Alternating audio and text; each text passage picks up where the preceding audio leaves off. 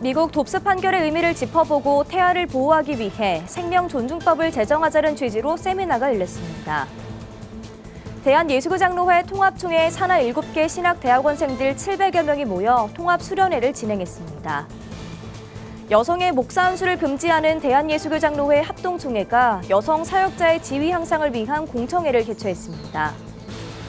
하디 선교사의 영적 각성 120주년을 기념하는 2023 성령한국 청년대회가 오는 8월 서울 장충체육관에서 열립니다. 군산기독교연합회가 창조과학의 올바른 성경적 개념 정립을 위한 목회자 세미나를 열었습니다.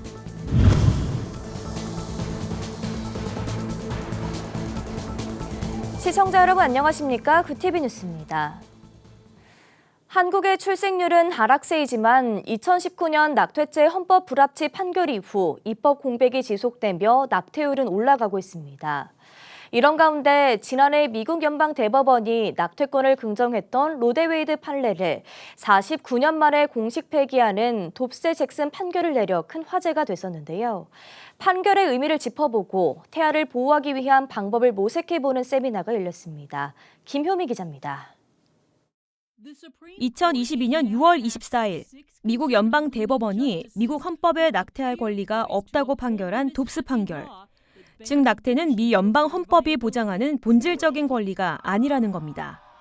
이 판결은 미국의 낙태의 문을 활짝 열었던 1973년 로데웨이드 판결을 완전히 뒤집는 결정이라 화제였습니다. 한국기독교생명윤리협회가 돕스 판결처럼 우리나라도 태아의 생명을 보호하기 위해 낙태를 금지하는 생명존중법을 제정하자는 세미나를 개최했습니다.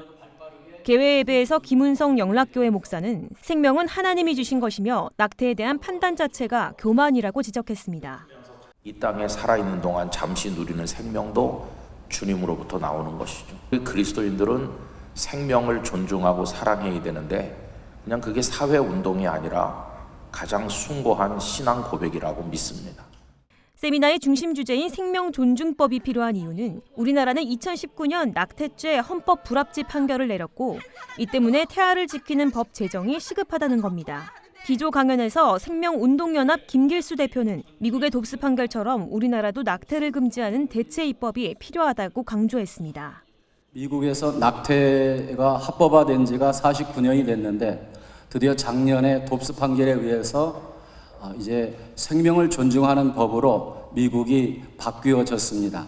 우리나라도 생명존중법을 제정하자는 그러한 의미로 이 세미나를 우리가 진행하는 것입니다.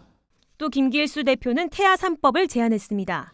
태아 3법이란 태아의 생명을 보호하는 태아보호법, 태아 인권을 보장하기 위한 태아인권법, 태아의 생명권이 장애 성별에 차별받지 않는 태아 반차별법을 의미합니다. 이어 장지영 교수가 돕스대 잭슨 판결의 의의에 대해 발표를 이어갔습니다. 장지영 교수는 돕스 판결이 미국의 복음주의 기독교인과 프로라이프 단체들의 50년에 가까운 피나는 노력이 있었기에 가능했다고 설명합니다. 말씀드린 세 그룹이 굉장히 유기적으로 활동을 하면서 돕슨 판결을 이끌어냈다고 보시면 되는데요. 복음주의 기독교 중에서도 남침내교가 그 역할의 중심에 있었습니다. 교단별로 낙태에 관해서는 굉장히 다양한 입장을 갖고 있는데요. 이제 카톨릭과 남침내교는 굉장히 보수적으로 낙태를 반대하고 있고 그 외에 잘 알려진 그 기독교 교단들은 낙태에 대해서 어느 정도 허용해야 된다는 입장을 갖고 있습니다. 장지영 교수는 낙태는 죄다, 생명은 소중하다 등의 구호를 외치는 것만으로 젊은 세대들이 낙태를 선택하지 않도록 돕는 것은 거의 불가능에 가깝다며 낙태에 대한 문제는 결국 생명의 시작과 탄생 과정, 낙태의 실체 등을 알아야 본질을 이해할 수 있다고 설명했습니다. 이어 세인트폴 세계관 아카데미 대표 정소영 미국 변호사는 1973년 로데웨이드 사건에 대해 이 판결은 여성의 낙태권을 헌법이 인정하는 사생활권으로 못 박은 판결이라며 낙태를 여성의 인권으로 주장하는 전통적 사회 구조 해체를 꿈꾸고 생물학적인 억압에서 벗어나고자 꿈꾸는 여성들의 손을 들어준 판결이라고 밝혔습니다. 한국기독교생명윤리협회는 앞으로도 낙태죄에 관한 대체 입법을 위해 목소리를 모으고 태아의 생명을 지키기 위해 노력할 것이라고 전했습니다. 구TV 뉴스 김효미였습니다. 신학을 전공하려는 학생들이 줄어들면서 예비 목회자가 사라지고 있다는 소식 구TV 뉴스에서 종종 보실 수 있습니다. 여전한 우려 속에서 예비 목회자 700명이 한자리에 모여 한국교회의 미래가 되자고 다짐했는데요. 대한예수장로회 통합총회가 산하 7개 신학대학원생들을 위해 마련한 통합수련회 현장, 장세인 기자가 보도합니다. 지난해 주요 신학대학원들은 정원 미달 사태를 맞았습니다. 예비 사역자들이 사라진다는 우려가 지속되는 가운데 신대원생 700명이 한자리에 모였습니다. 대한예수교장로회 통합총회가 장신대와 서울장신대, 한일장신대 등 총회 산하 7개 신학대학원생들의 연대를 위해 마련한 통합수련회입니다. 19일부터 21일까지 진행된 이번 수련회에서는 서로를 북돋으며 한국교회의 미래를 책임져야 한다는 각오가 나왔습니다. 신앙을 하는 우리들에게도 이에 맞는 변화가 요구됩니다. 우리는 하나님의 부르심을 받고 모인 구별된 자들입니다. 우리 각 사람이 한국교회의 미래입니다. 우리가 지켜야 할 것과 변화되어야 할 것에 대해 함께 기도하며 지혜를 구하고자 합니다. 사역의 모양도 방향도 달라진 시대. 각자의 사명과 신대원의 미래에 대한 깊은 고민도 나눴습니다. 코로나 지나면서 신학대가 많이 침체기를 겪고 있는데 그 사명을 회복해서 각자의 어떤 전문인 사역도 세워가고 또 그 지역에 맞는 사역을 하게 된다면 통합총회는 학생들이 우리 사회의 다양한 필요에 맞춰 각자 비전에 맞는 특수사역을 꿈꿀 수 있도록 문화목회와 인공지능 등 특수목회에 관한 특강을 마련했습니다. 다양한 목회의 어떤 방향을 제시해주기 위해서 그 특수목회들 또 앞으로 목회의 다양성을 충족하기 위해서 훈련하는 과정으로 했습니다. 학생들이 정확한 선교적 마인드를 가지고 예비 사역자들은 교단 측에서 준비한 다양한 특강을 통해 새로운 목회 비전을 품었다고 말합니다. 함께 나라를 위해 기도하고 또 앞으로의 세계를 위해 기도하는 것을 보면서 너무나 많은 감명을 받고 있습니다. 다문화 그리고 더 해외 이주자, 이민자 그리고 그 더 넓은 이제 노년층까지 아우를 수 있는 그런 방향으로 사역을 하고자 하는 마음이 또 강하게 들었습니다. 학교는 다르지만 목회자로서의 사명은 하나인 학생들. 배움과 연대로 더 나은 한국교회를 위해 귀하게 쓰임받는 일꾼이 되길 기대해 봅니다. 구티비 뉴스 장세인입니다. 대한예수장로회 합동은 국내 최대 교단 중 하나입니다. 여성 목사 한 수 불가를 원칙으로 삼는 보수적 전통을 가진 교단이기도 한데요. 지난 2018년 이를 포함해 여성 사역자 지위 향상을 위한 첫 공청회가 교단 설립 후 최초로 열렸습니다. 5년 만에 같은 주제로 공청회가 열렸는데요. 어떤 논의가 진행됐는지 취재했습니다. 장정훈 기자입니다. 대한예수교장로회 합동총회 여성사역위원회가 23일 여성사역자 지위 향상을 위한 공청회를 개최했습니다. 2018년에 이어 두 번째로 열리는 공청회의 주요 주제는 여성 안수 허용과 교회 의사결정 참여입니다. 또 교단 차원에서는 지방교회들의 부교역자 인력난으로 인한 현실적인 문제도 있습니다.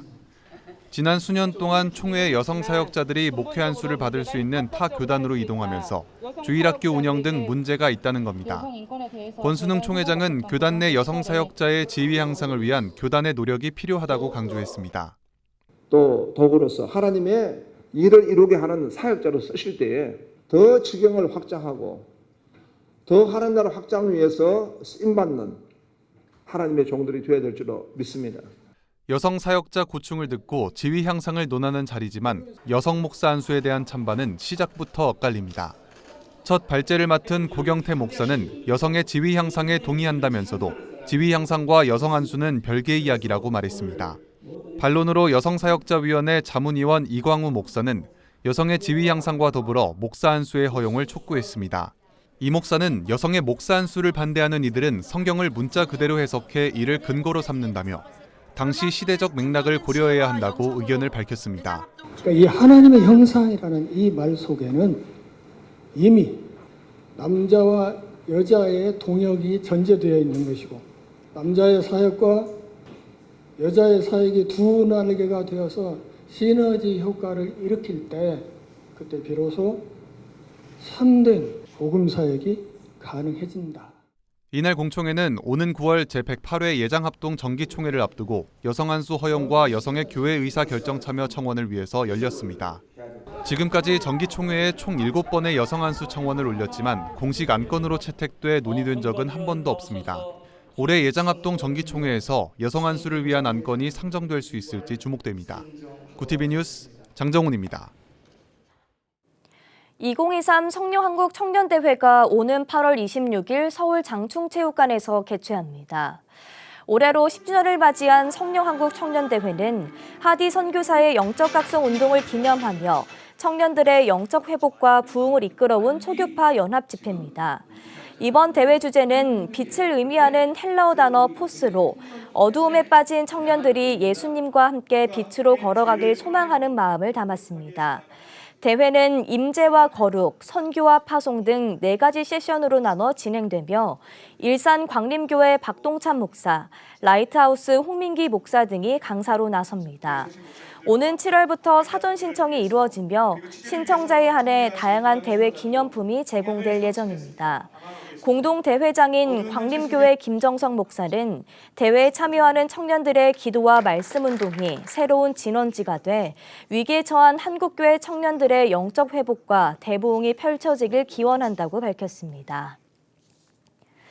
군산기독교연합회가 창세기는 사실이다와 진화론은 과학인가라는 주제로 목회자 세미나를 열었습니다. 22일 군산드림교회 비전센터에서 열린 세미나에는 군산 목회 관계자 100여 명이 참석해 높은 관심을 보였습니다. 이날 강의자로 나선 전북대 한윤봉 교수는 창세기의 성경적 창조론을 강조하며 지적 회개와 지적 겸손을 갖추고 스스로를 돌아봐야 한다고 말했습니다. 두 번째 강의자로 나선 마윤정 교수는 진화론의 문제점을 지적하며 맹목적 신념에 이끌려 믿음이 흔들리는 일은 없어야 한다고 지적했습니다.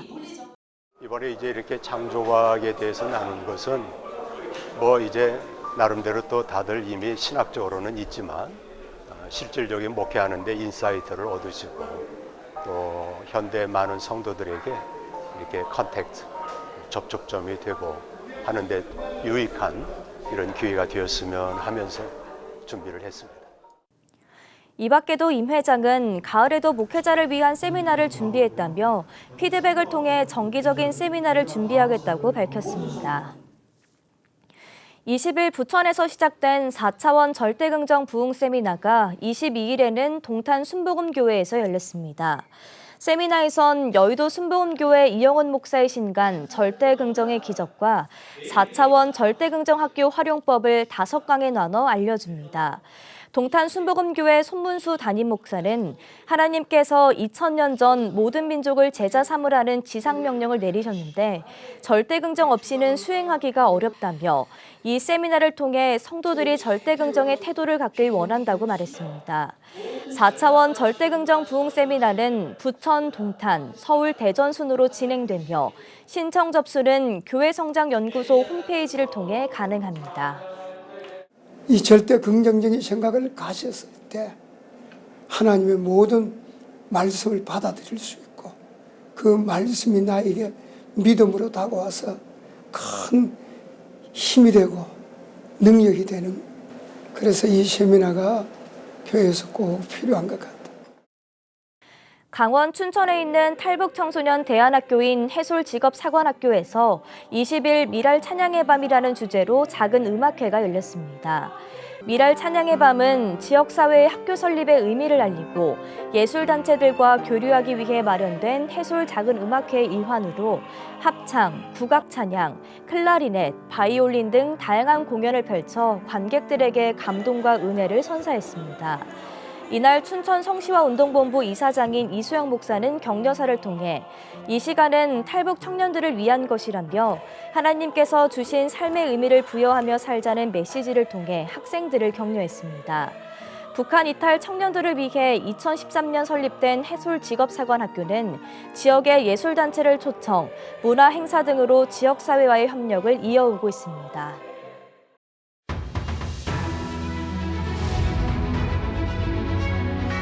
오늘의 이슈 포커스입니다. 베트남을 국빈 방문 중인 윤석열 대통령이 북한의 핵미사일 위협과 관련해 베트남과 아세안 양자 차원 모두에서 공조를 강화할 것이라고 말했습니다. 윤 대통령은 현지 시간 23일 하노이 주석궁에서 보반트엉 국가주석과 정상회담을 연 뒤 공동 언론 발표를 통해 이같이 밝혔습니다. 이날 약 95분간 회담을 가진 양국 정상은 포괄적 전략 동반자 관계 이행을 위한 행동계획을 채택했습니다. 윤 대통령은 또 베트남과의 개발 협력을 한층 확대하겠다고 밝히며 오는 2030년까지 40억 달러의 유상 원조를 지원하겠다고 말했습니다. 정부의 국민연금 개혁으로 25년 만에 보험료 인상이 현실화되고 있는 가운데 지역가입자에 대한 보험료 완화 방안이 필요하다는 전문가 의견이 나오고 있습니다. 23일 국민연금재정개선위원회 11차 회의 결과에 따르면 우회봉 한국보건사회연구원 연구위원은 노후 대비에 취약한 지역가입자에 대한 보험료 지원을 확대하기 위해 안정적인 재원 조달 방안을 검토할 필요가 있다고 강조했습니다. 현재 국민연금 직장 가입자는 보험료율의 절반인 4.5%를 고용주가 부담하는 반면 지역가입자는 9% 전액을 본인이 내야 합니다. 이와 관련해 민간위원인 오건호 정책위원장은 보험료를 올리더라도 지역가입자가 받아들일 수 있는 대책이 필요하다며 보험료 인상분의 절반 정도를 지원하는 특례 조치를 과감하게 도입해야 한다고 지적했습니다. 국민의힘과 정부가 수능의 초고난도 문항, 이른바 킬러 문항을 배제하고 유아 사교육비 절감을 위해 만 3세에서 5세의 교육과정 개정을 추진하기로 했습니다. 국민의힘 박대출 정책위원장은 23일 국회 원내대책회의에서 당정은 공정한 수능을 위해 공교육 내 출제 원칙을 재확인하면서 킬러 문항은 핀셋 제거하기로 의견을 모았다며 적정 난이도를 확보하기 위해 출제 기법을 고도화하기로 했다고 밝혔습니다. 교육부는 오는 26일 이러한 내용을 담은 사교육비 경감 대책을 발표할 예정입니다. 홍준표 대구시장에 대한 공직선거법 위반 고발 사건과 관련해 경찰이 대구시청 압수수색에 나섰습니다. 대구경찰청 수사관 10여 명은 23일 오전 대구시청 공보담당관실 등을 상대로 압수수색을 진행했습니다. 경찰은 다만 이번 압수수색 대상에 홍 시장 본인이 있는 것은 아니라고 밝혔습니다. 앞서 대구참여연대는 지난 2월 홍 시장과 대구시 유튜브 담당자를 선거법 위반 혐의로 고발한 바 있습니다. 일각에선 이번 압수수색이 지난 17일 대구 퀴어문화축제의 도로 점용 여부를 두고 발생한 홍 시장 측과 경찰의 대립과 관련된 것 아니냐는 분석이 나오고 있습니다. QTV 뉴스 권현석입니다.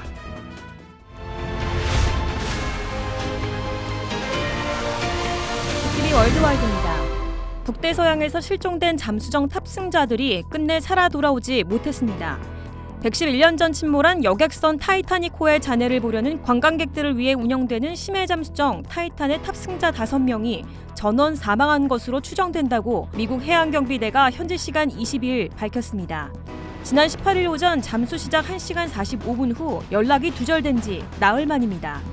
해양경비대는 타이타닉호 뱃머리로부터 488m 떨어진 해저에서 기체 꼬리 부분에 잠수정 잔해물 5개를 근거로 이와 같이 결론을 내리며 타이탄이 출항 직후 치명적인 압력실 손상을 겪었을 것으로 추정된다고 전했습니다.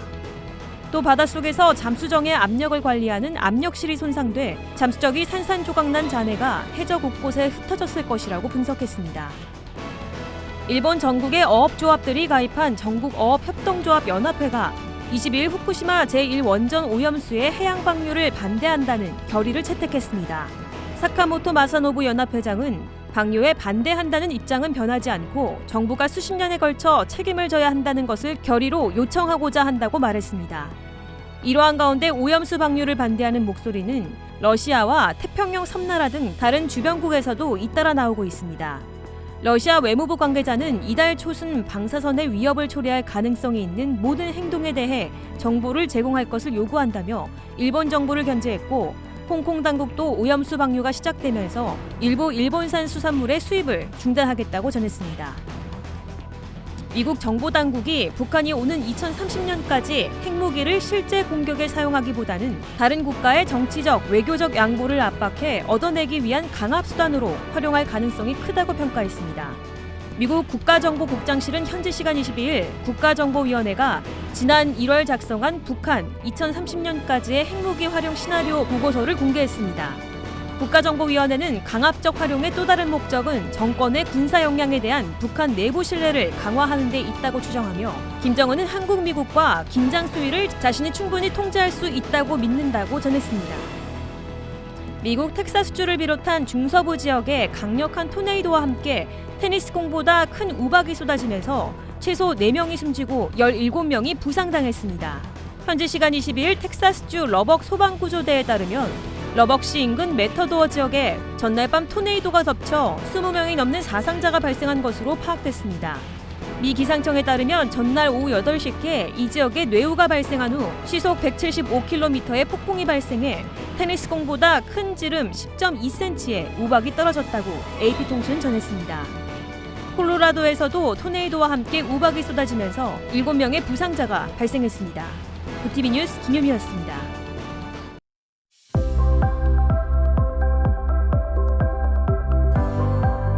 주말인 내일도 한여름 더위 속에 늦은 오후부터 저녁 사이에는 강원 지역에 소나기 소식이 나와 있습니다. 한낮 기온 서울은 32도까지 오르면서 예년 이맘때 여름 날씨보다 더 덥겠고요. 춘천과 가평 등 일부 중북부 지역은 내일 오전 폭염주의보가 발효되겠습니다.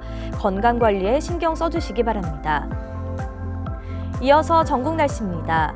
내일 한낮 최고 기온은 서울 32도, 강릉 27도가 예상됩니다. 남부지방은 광주 32도, 대구 31도, 부산 27도, 제주는 28도를 보이겠습니다. 날씨였습니다.